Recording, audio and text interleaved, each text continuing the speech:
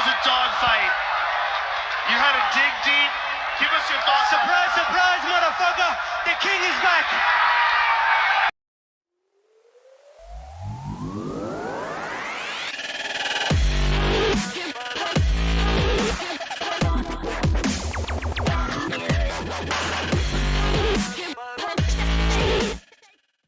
Welcome to Kyle Anthony's UFC Betting Show. I am Kyle Anthony, and welcome to the podcast.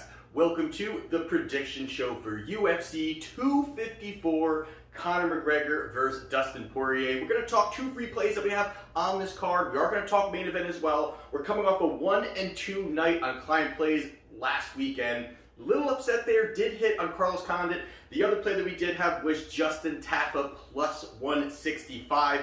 That one, going to the decisions, I thought we nailed that one as well. Would have been a profitable night. I had 3 client plays that were canceled. Had 6 of them all together. Ended up only having 3 that were active. So 3 ended up canceling out. Not too happy about that. Really liked a lot of plays on there. But this card now coming up on Wednesday. Not going to be having a show for that one. So actually already have the client plays up right now. Link in the description. Have 4 plays already loaded for that event. So take a look at that if you want.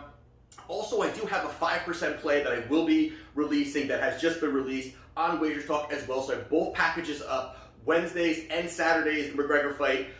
Take a look if you're interested. If you are not, we're going to talk 2 free plays for Saturday's card, Conor McGregor versus Dustin Poirier, and one other fight we're going to discuss as well. So there you have it, and let's get right into it. So the first thing we're going to talk about here is we're going to talk the main event between Conor McGregor and Dustin Poirier. Now this fight here is a second coming of the last time that they fought in 2014. McGregor knocked him out. First round, very quick fight. A lot of bad blood going into that one as well. A lot of, Conor, predicting the rounds. This is kind of when a lot of that hype started building up for Conor when this fight happened. Ended up knocking him out, and that really kind of set sail into these other fights, and then started getting the title fights. Everything else kind of spiraled into that. So now they're fighting again. A great stylistic matchup for both of them. Great stand-up battle. It's going to be exciting to see. So we look at the line right now. The current line, you got Conor McGregor is a minus 290, and then you've got Dustin Poirier is a plus 225 coming back at the current lines that we're looking at right now. So like we always do, we're going to go over 3 past fights for each fighter and see what we see. See if the one fighter can expose the other fighter, and if the line makes sense to place a wager. So what we're going to first do is we're first going to talk about Dustin Poirier. Now you got Dustin Poirier, the plus 225 dog. You've got 3 fights ago. He fought Max Holloway. Now this was a fight here where Max, moving up a division, was looking to try to get that opportunity to be 2-division champion, fight Khabib. A lot of things were kind of going on there. There's fallouts of other fights, and all these crazy things were kind of going on.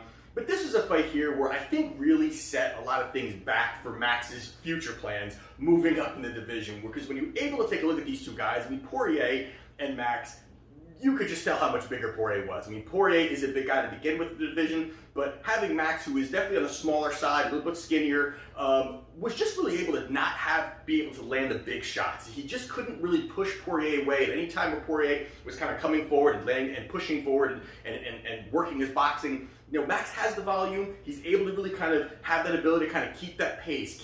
We just saw him against Calvin Kattar, what he did to him and how he just obliterated him with just great boxing, good movement, and heavy volume. Where Poirier has the power, and that was something that was very evident. You could see, again, he was doing nice footwork. Poirier's got some good movement, but he was never really scared of anything that was coming from Max. Max, a lot of it, again, good volume, not a lot behind it. Poirier fought extremely well that fight. Ends up going to a decision. He gets a nice decision there. I mean, I had it pretty easy for Poirier in that fight, but that was a fight that it maybe started saying Max, maybe he's not big enough. He's got to gain a lot more weight to kind of move up in those divisions, not just kind of tail in on the lower side of the division. He's kind of got to gain more weight, but he goes out there and Poirier beats him and gets decision victory. 2 fights ago, he fought Khabib Nurmagomedov. This was the fight that they were both fighting for, and this is one here, not much to really break down in my opinion here, because Khabib does what Khabib does. He went out there and, early on, Poirier's talking about this great takedown defense he's got, how he's going to make him pay on every time he comes in, and everybody has a plan. When they fight Khabib, everybody has a plan until you get taken down from this guy, and then you realize the power, the strength. Cormier talks about it a lot, about, for a guy his size, he really carries a lot of weight when he's on top of you, and really can kind of keep that heavy top control, keep the pressure going. And you even saw going into the end of that second round, Poirier kind of, same thing, Khabib taking him down, getting him back up, working him, ground and pound. And you even heard Poirier when he goes to the corner, Poirier even said to his cornerman, I can't get this guy off me. So everything kind of goes out the window when you're fighting Khabib. This was a tough one there, because he was overwhelmed from the beginning of this fight. He ends up getting choked out in the third round by a rear naked choke. Not a lot to get to say there, because stylistically in this matchup here, Conor is not going to be doing anything that Khabib does, so you kind of can take a little bit away from that. The fight that I do want to talk about here is the Dan Hooker fight, which was his most recent fight. And really, I mean, if you have not seen this fight, this is a fight you absolutely need to go back and you need to watch, because the way that these two guys fought, the brawl, the shots they were landing, and just, this was almost like one of those Rocky Balboa fights where neither guys really have any kind of defense, and then you've got, the other guy throwing haymakers, and then they kind of switch, and the other guy has no defense, the other guy's throwing haymakers. I mean, it was just an insane fight. But breaking this down overall, kind of how this went down, is really early on, I think the big thing that Dan Hooker was looking at was really kind of working those leg kicks. He wanted to kind of change it up a little bit. Both of these guys are known to be tough. They definitely have that brawler mentality. They're looking to go forward. They're not scared to be in a phone booth and kind of exchange in those situations. But early it was the leg kicks. It was Hooker figured out, if I can slow him down a little bit and get him to worry about his legs, now I can kind of take a little bit of that power that comes from Poirier, where he's able to kind of utilize some of the footwork that he has and kind of slow him down. Again, a lot of guys do this, but it started to work early. You could see in that first round, really Poirier was already, you could tell, was slowing down. You even again heard the announcers kind of saying that he was Bisbing, saying, you could tell these are hurting. You could tell this is going to slow him down. He can't sit there and take this many of them over a 5-round fight, even over a 3-round fight, how badly this, it really just kind of, slows down your movement. And, Poirier tried to do the same thing. He kind of tried to, work back at the leg kicks back to him. So early in those first 2 rounds, you really got to, I really was impressed with what Hooker did. I really was impressed with how he was landing shots. The fact that, Poirier looked pretty hittable early on. And again, I think that's something that, it could be interesting going into Saturday night, is that, Hooker has some good boxing, some good kickboxing, not the kind of hands that McGregor has. He's got, McGregor's going to have more power, more accuracy, his left hand, he's got the powerful left hand, and Dan Hooker was able to land on Poirier. And impressively, again, I think Hooker keeps getting better every fight. I think he keeps getting better, which is, you're seeing that, and it's going to be interesting when he's fighting Chandler on Saturday. But, there was a lot of things that kind of were going into that. So early on, it almost looked as if, Poirier is going to be in a lot of trouble. This is where, I thought the first 2 rounds were pretty much Hooker's, pretty much. And then going into the second, the third round and the fourth round, Poirier dug deep. I mean, then he started pressuring, pushing forward, and then you even saw Dan Hooker looking for takedowns, which he said that, that's not something that Dan Hooker's going to be looking to do, but he was looking to do it because he was taking a beating. I mean, both these guys, middle of the second round, were just both bleeding, taking a ton of damage. A huge output from each one. The pace of this fight was very high, which definitely says a lot about both of these guys and their cardio and their gas tank, and that they can keep moving forward. But this fight here going into that 5th round, I had it as a 2-2. Really great fight, and pretty much Poirier was able to get that strong finish, look good at the end, landed some big shots, ended up getting decision victory here. But there you did see that, Poirier's hittable. He's definitely a hittable guy because he's willing to stay in the phone booth and trade and land. And I don't know if that transitions very well on Saturday night against Conor McGregor. So now on the other side, you've got McGregor, again, minus 280, 290, somewhere in there, current price. I'm not going to dive, I mean, you've got the one fight against Eddie Alvarez. This was, years ago, prior to the Floyd Mayweather fight, but this was one where he became the double champ. He went out there, dominated Eddie Alvarez completely. I mean, Eddie Alvarez, a tough guy, gritty, goes in there, not scared, same kind of thing, not scared to bang, get toe-to-toe, but when you're going to stand toe-to-toe and just exchange with Conor, especially then, a really focused Conor, he just obliterated Eddie Alvarez, ends up knocking him out in the second round, so not much to fully break down there, but there you have it there. He ended up going out there and getting a knockout victory. And then he did fight Floyd Mayweather, lost that, not even going to discuss that. But then 2 fights ago, he fought Khabib Nurmagomedov. And now this was, again, the same kind of thing. Hard to kind of pull, depending on the strategy of what's happening in his opponent. this is not really something that I dove into. Of course, I know the fight. Again, Khabib goes in there. Early on, kind of looked good. Kind of felt that he was going to have some takedown defense, and then it just went to what Khabib does, taking him down, mauling him, beating him up. He did rock Conor at one point where he tried to fake the takedown through the overhand. These kind of things that he kind of worked through early in that fight, but ends up going into that fourth round, gets a submission victory, gets the victory over Conor McGregor, loses in that fourth round by submission. But most recently, he fought Donald Cerrone, and this is another where he just kind of obliterated him. This was Conor's comeback fight. Looking to this is going to be a critical fight for him. He's one of those fights where he's got to win. He can't come off 2 back-to-back losses and all this hype behind him. But he goes up there and he literally steamrolls Cerrone. I mean, a couple shoulder shots that he threw, some creative shots there. Busted up Cerrone early, threw a head kick, knocked him down, followed up with hard ground and pound, ends up being a knockout victory in that first round. So there you have it there. So now, with all that being said, I think this kind of fight, obviously this is going to be more of a striking match. I mean, it's obvious. I mean, Poirier, would he look to clinch a little bit and change it up? Possibly, maybe slow down or throw Conor off a little bit. That's absolutely, possible. But his high-level boxing is really what he, is what he stands on. And that's going to be the boxing, the footwork, cardio, again, his big volume, utilizing his jab. He's got fast hands. That's really been his go-to overall. And also he's got good distance management as well, good control of distance, able to kind of utilize it, move around the cage. This is going to be a bigger cage. This is not going to, well, I should say the normal cage. But it's not going to be the smaller cage that's at the apex. This is going to be the normal size cage. So there's going to be more opportunity for both of these guys to move around. And then you've got on the other side, of course, you got McGregor, top level striking, terrific distance management as well. You've seen that through many fights. And even when he knocked out Aldo, the way he's able to kind of shift his body movement, throw a counter. And also the strong countering ability also is what he has. But with that all being said, I think the big thing here for me is the focus. And can you cap that? Can you really cap somebody's focus? Not really, but can you cap what he was doing prior to that? Compared to after the big money fight, then he fought Khabib, then he didn't fight, and all these things, and all these outside kind of crazy stuff that he was doing. It seems more of a focused Conor McGregor to all accounts. I mean, obviously, it's again. Got to take that with a grain of salt, but it seems that that's part of this. So that's obviously a very high part of this, is if he's just a focused Conor McGregor and he's realizing I need to rip through 3 fights or whatever it may be and get my legacy back, get everything kind of going back. Now the downside of Dustin Poirier and the way that he fights is the way he squares up, and he's very much known to kind of square up and throw these big hooks, and it's kind of allowing his opponent to have more space for him to attack.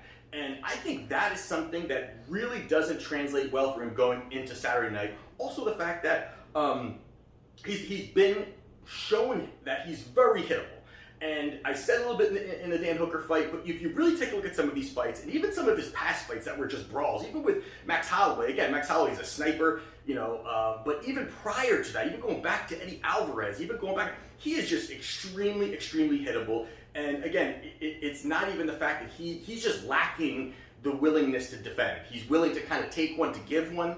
And those are the kind of things, and those big shots and those big hooks that he throws, I think are absolutely spots where Conor is going to be able to kind of maneuver out, shift out, throw a counter, shift out, throw a counter. I think this is the kind of fight that it's going to allow the fight to really come to Conor early on in that fight. And the fact that Dustin they both like to fight in the same distance, the same space. And I think, again, that helps Conor McGregor. If you've got a guy that's going to at least, want to clinch, not even a takedown or the next level stuff that Khabib has, but, at least a clinch or change the distance. I mean, they're going to pretty much be standing at a kickboxing, boxing range the entire fight. That's going to help Conor completely. I think this is a spot where I think Conor can go out there, get the job done. I think in all aspects, I think he's going to mix it up. I think he's going to be able to put the pressure on him in certain spots. And again, when there is a firefight, and I think that Dustin sometimes gets pulled into that, even though he's technically really sound when it comes to his boxing, he gets pulled into these crazy brawls because he's not scared to do that. But I think that could be a downside to him in this spot here. So I believe that Conor McGregor will go out there, get the job done. So I have him to win in the main event at UFC 257. Also, the fact that I do like the under here also. The under 2.5 rounds, I think is a nice spot. That's around, roughly I've been seeing around -170, -190, somewhere around there. I've been seeing it, but I think the under is a good spot here too. I think both these guys are going to go out there and brawl, so I do like the under as a prop also that I may be sprinkling on as well. Now, the other one we're going to talk about, the other fight we're going to talk about is Arman Tsarukyan versus Nasrat Haqparast. Now you've got Arman is around a -260. You've got Nasrat is a +205. Now I'm not going to dive into this one completely, but just want to give the play here because it's one that it kind of stuck out to me, and I wanted to at least give it up as a free play and kind of see what you guys think as well in this play. But you take a look at this here. I mean, to me, the first thing that stuck out is this line is way too wide for me. It's just way too wide. I don't think it should be that wide. I think it should be much closer than it's actually saying. This is a great value play here. That Nasrat is a fantastic fighter. He has shown that. He has shown knockout ability. He has shown great hand speed. He has shown good footwork. He has shown a lot of great things in the cage. And Arman too. Arman is definitely he's shown some nice ability. He lost his debut against Makhachev, which is obviously that's not Makhachev is very good. Then he won a decision, and then he ended up beating Davi Ramos in a decision as well. And Davi has really not that great of striking, high level grappling and ground game, but he's just had that inability to really get the fight there, which allowed Arman to kind of be able to pour that volume out and outstrike him and get the victory. But you've got someone like Nasrat who came in, had a 3-fight winning streak, lost to Drew Dober, and that is a fight where Nasrat came off a knockout victory over Silva, which I was actually at, and a great knockout, big knockout power.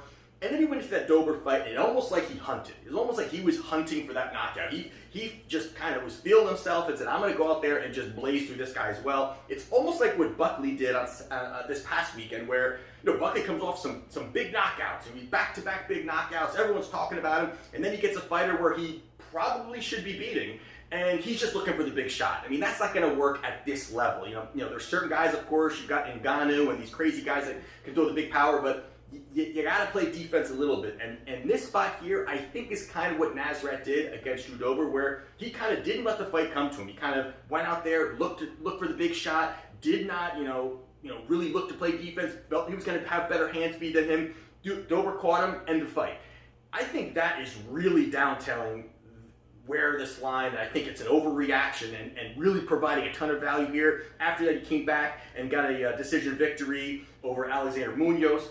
I think this is a spot where Nasrat at over +200 is great value. Now, Arman, I think, should be the favorite. Yes, I think, but I don't think in any aspect this should be a -260 to +205. I think that's just way too far of a spread. I think this is great value on Nasrat. I will definitely sprinkle some money on this. I think it's absolutely worth it. So that's my other free play there that I just wanted to pop that one out at the end there. So those are my free plays for UFC 257. That is it. Really excited about these cards. Again, the Wednesday, that package is up on Wagertalk. Also, as well as UFC 257 package, including a 5% play, which I rarely actually give out. That's also on that package too. So both those are up there. Take a look. Definitely follow me at Kyle Anthony UFC. Subscribe, like, head kick the bell icon, do all that great stuff. And there's a lot of capping. Nice time being off, but boy, having these three, a lot going on here. Really excited about it. Got to come back and nail some here this weekend and this Wednesday. So definitely, again, follow, like, subscribe, and we'll see you next time. This is Kyle Anthony's UFC Betting Show, and I'll see you next time.